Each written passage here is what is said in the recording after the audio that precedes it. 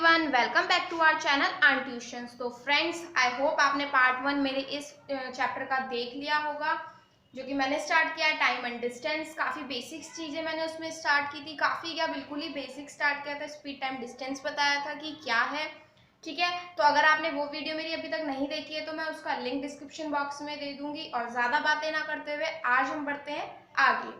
तो फ्रेंड्स, कल हमने समझ लिया था कि आपका टाइम क्या होता है, आपका स्पीड क्या होता है, आपका डिस्टेंस क्या होता है, क्योंकि इस टॉपिक, इस चैप्टर जो कॉम्पिटिटिव एग्जाम में ये चैप्टर आता है और बहुत ही इंपॉर्टेंट रोल प्ले करता है, वो पूरा चैप्टर जिस चीज पर टिका हुआ है वो हमने कल समझ लिया था कि क्या होता है, कैसे होता है। ठीक है, तो अब हम आगे बढ़ते हैं और इस बात के साथ आगे बढ़ते हैं कि कुछ हमें इसमें क्या देखने, इंपॉर्टेंट पॉइंट्स। ठीक है, जो पॉइंट्स आपको अपने दिमाग में रखने हैं हर क्वेश्चन सॉल्व करते हुए। ठीक है, तो सबसे पहले जो मैं पॉइंट्स बताऊंगी वो पॉइंट्स बहुत ही इजी पॉइंट्स हैं, कोई बहुत ज्यादा बड़ी बात नहीं। काफी बच्चों को आते भी होंगे, बट काफी मेरे ऐसे फ्रेंड्स होंगे जिनको नहीं आते होंगे। ठीक है, तो इन पॉइंट से फायदा आपका ये होगा कि जब भी आप क्वेश्चन आप देखोगे, ठीक है, तो इन पॉइंट से फायदा ये होना है, ये नहीं होगा कि आपको आंसर पता चल जाएगा, बट हाँ समवेयर आपको ये आंसर पता चल जाएगा कि जो मैंने पॉइंट्स बताया उसके बेसिस पे आंसर कैसा है, मतलब कम है, ज्यादा है। मैं अभी आपको बताती हूँ क्या मैं बोलना चाह रही हूँ। ठीक है, तो चलो लेट्स सी। देखो, इस चैप्टर में आपको सबसे पहले चीजें ध्यान क्या रखनी है, स्पीड, टाइम एंड डिस्टेंस। ये तीन चीजें आपकी, इन तीनों चीजों के इर्द गिर्द पूरा चैप्टर घूम रहा है। उन्हें कैसे रिजॉल्व करना है, कैसे सॉल्व करना है, ये सब आपको देखना है। तो सबसे पहले क्या आता है आपका कि अगर आपका एक सबसे इंपॉर्टेंट पॉइंट है, अगर आपकी स्पीड कांस्टेंट है, ठीक है, वेरिएबल वेरी नहीं कर रही है, मतलब चेंज नहीं हो रही है, एक स्पीड है, तो हमेशा आपका डिस्टेंस क्या होगा, प्रोपोर्शनल होगा टाइम के। ठीक है, डायरेक्टली प्रोपोर्शनल क्या होगा आपका, टाइम के। ठीक है, क्योंकि जो डिस्टेंस जो ऑब्जेक्ट कवर्ड करेगा वो डायरेक्ट प्रोपोर्शनल किसके होगा, टाइम के। ठीक है, प्रोपोर्शनल मतलब प्रोपोर्शनल का हमारा साइन ये होता है, डायरेक्टली प्रोपोर्शनल का साइन। ठीक है, और इसका मतलब क्या होता है वो मैं आपको बता देती हूँ। ठीक है, जैसे कि जब आपका टाइम बढ़ेगा तो आपका डिस्टेंस भी बढ़ेगा, यानी ज्यादा टाइम होगा तो ज्यादा डिस्टेंस होगा। डायरेक्टली मतलब अगर कोई चीज डिस्टेंस पे इफेक्ट डालेगी, यानी अगर डिस्टेंस आपकी बढ़ रही है तो टाइम भी बढ़ेगा, अगर डिस्टेंस आपका घट रहा है तो आपका समय भी घटेगा। ठीक है फ्रेंड्स, अगर दूरी आपकी बढ़ रही है तो समय भी बढ़ेगा, अगर दूरी आपकी घट रही है तो समय भी घटेगा। ठीक, ये चीज आपको ध्यान रखनी है। नेक्स्ट आपका पॉइंट आता है इफ टाइम इज कांस्टेंट, अगर समय कांस्टेंट है तो क्या होगा। अभी हमने क्या की थी, स्पीड की बात की थी, अब हम किसकी बात कर रहे हैं, समय की बात है। तो भी आपका क्या होगा, दूरी आपकी स्पीड से प्रोपोर्शनल होगी। ठीक है, डायरेक्टली प्रोपोर्शनल होगी, यानी कि ज्यादा स्पीड होगी तो ज्यादा डिस्टेंस होगी, और ज्यादा ही अगर डिस्टेंस, अगर कम डिस्टेंस होगी तो कम स्पीड होगी। ठीक है, नेक्स्ट है आपका डिस्टेंस।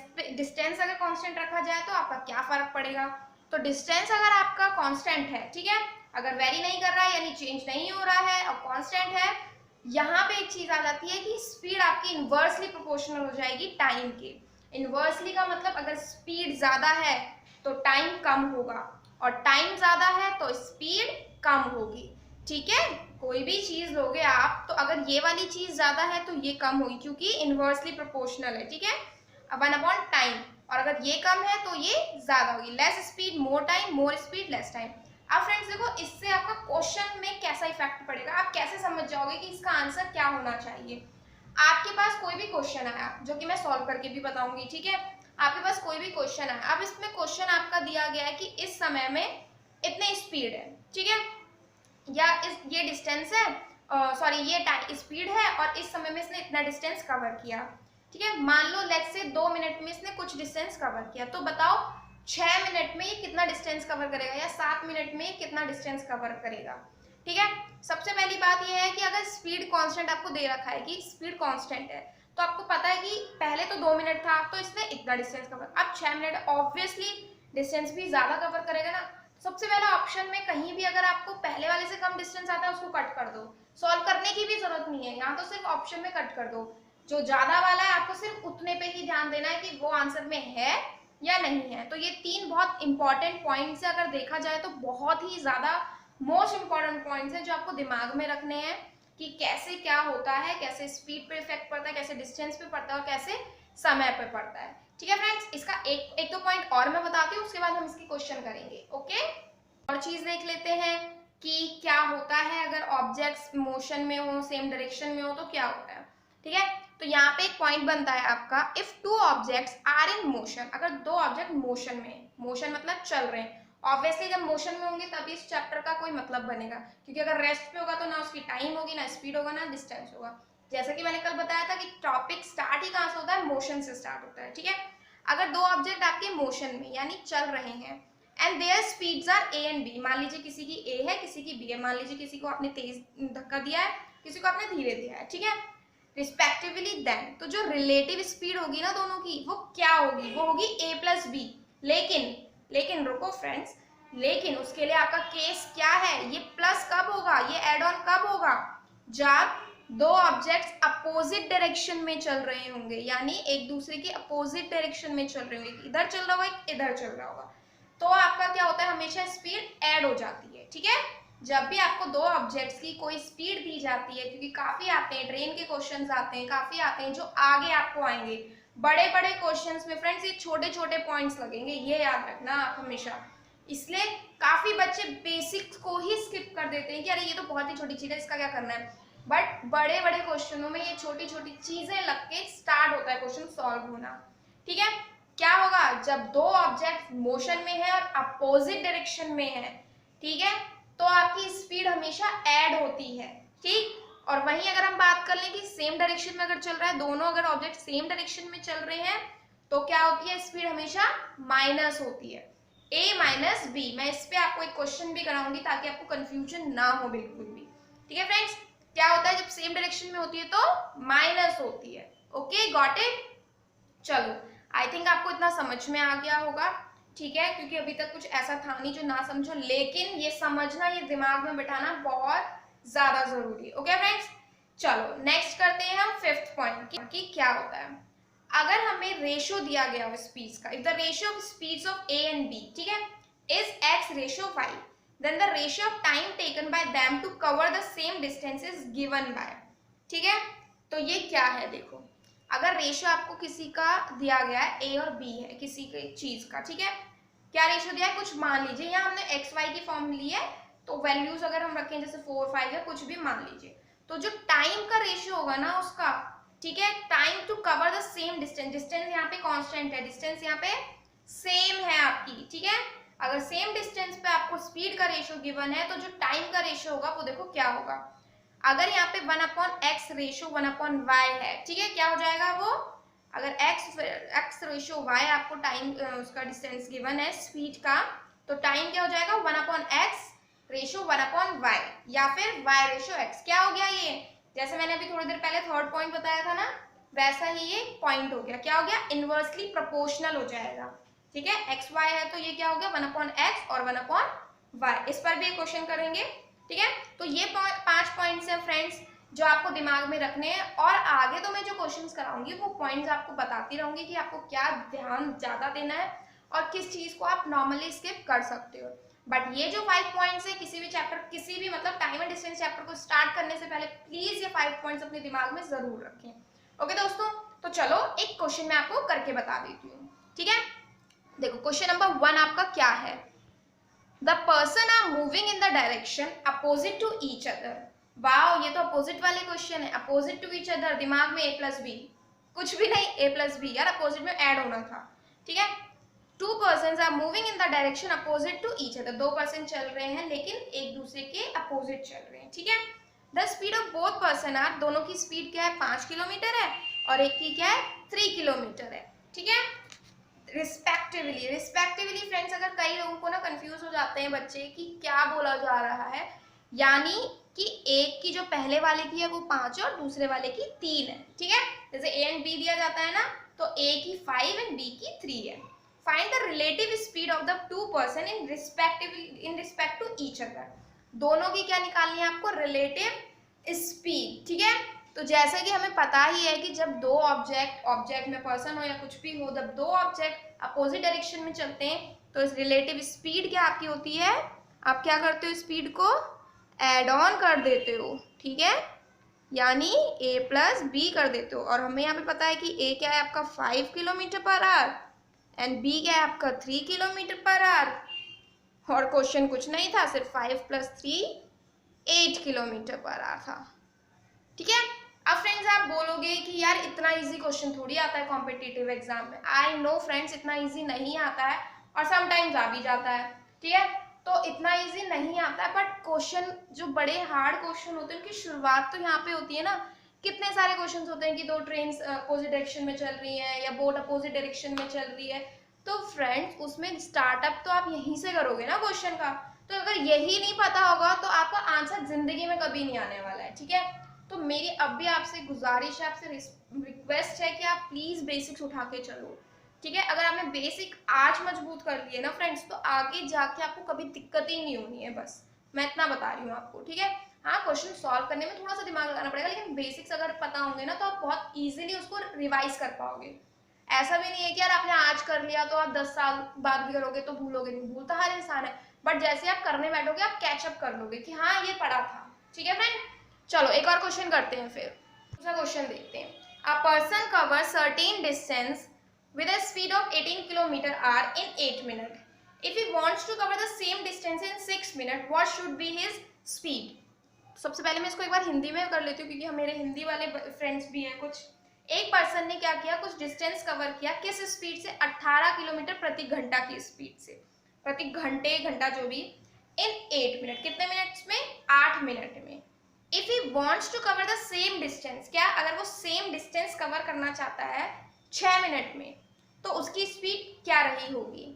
ये आया क्वेश्चन आपका वो वाला जहां पे मैंने आपको बोला था कि अगर आपका डिस्टेंस कांस्टेंट है तो आप क्या करोगे, ठीक है। सबसे पहले आपको उस चीज से, उस पॉइंट से सिर्फ इतना पता चलता है कि आपका जो मैंने आपको बताया था ना कि डिस्टेंस अगर कांस्टेंट हो तो स्पीड क्या होता है, इनवर्सली प्रोपोर्शनल होता है आपका टाइम से, ठीक है। ये बताया था या नहीं बताया था, ठीक है। अगर आपका डिस्टेंस कांस्टेंट है तो स्पीड आपकी इनवर्सली प्रोपोर्शनल होती है, ठीक है। जैसे कि अगर आपका डिस्टेंस कांस्टेंट है मान लो, क्योंकि कांस्टेंट ही है, सेम डिस्टेंस है ना, यहाँ पे भी एक सर्टेन डिस्टेंस कवर किया इतने में, और वही सेम डिस्टेंस ये 6 मिनट में कितने में करेगा, तो आपका क्या होता है, स्पीड क्या होती है, 1/t होती है, ठीक है। स्पीड इनवर्सली प्रोपोर्शनल होती है 1 टाइम के, कि अगर आपकी स्पीड कम है तो टाइम कम, स्पीड ज्यादा है तो टाइम कम होगा, और अगर स्पीड कम है तो टाइम ज्यादा होगा। हमारा क्वेश्चन तो इससे फ्रेंड सॉल्व नहीं होगा इस फॉर्मूले से, लेकिन हमें एक चीज पता चल जाएगी। वो चीज क्या पता चलेगी, देखो यहाँ पे 8 मिनट है टाइम, तो कितनी स्पीड ले रहा है, 18 किलोमीटर/आवर। अब यहाँ क्या हो गया, टाइम क्या है, यहाँ से पहले वाले से कम हो गया है ना, तो टाइम जब कम हुआ तो स्पीड क्या होगी आपकी, ज्यादा। कितनी होगी, ज्यादा होगी। मतलब जो भी आंसर आएगा वो पहले वाले से ऑब्वियसली ज्यादा ही आएगा, 18 किलोमीटर/आवर से तो ज्यादा ही आएगा, ठीक है। तो लेट्स स्टार्ट कि हम इसको सॉल्व कैसे करेंगे। अब हम इसको सॉल्व करेंगे, स्पीड आपकी गिवन है 18 किलोमीटर/आवर, ठीक है। एंड आपका टाइम गिवन है इसमें 8 मिनट गिवन है आपका इतना, ठीक है फ्रेंड्स। इतना आया समझ में बात। अब आपको क्या निकालना है, पहली बात तो आपको निकालना है इसमें, और T2 गिवन है आपका। मैं आपको इसमें भी एक फॉर्मूला बता देती हूँ कि इनवर्सली प्रोपोर्शनल वाले जो क्वेश्चंस आते हैं ना, ये वाले जहाँ पे आपको पता चले कि कुछ चीज कांस्टेंट हो गई, ये इनवर्सली प्रोपोर्शनल है, तो उसका भी मैं इस क्वेश्चन में एक फॉर्मूला बता देती हूँ, ठीक है। तो ये तो आपकी स्पीड 1 है, हम इसको S1 ले लेते हैं, इसको T1 ले लेते हैं। आपको क्या निकालना है, S2 निकालना है, और हमें T2 गिवन है, ठीक है। कितना गिवन है, 6 मिनट। तो इसका एक छोटा सा फॉर्मूला मैं आपको बता देती हूँ क्या है।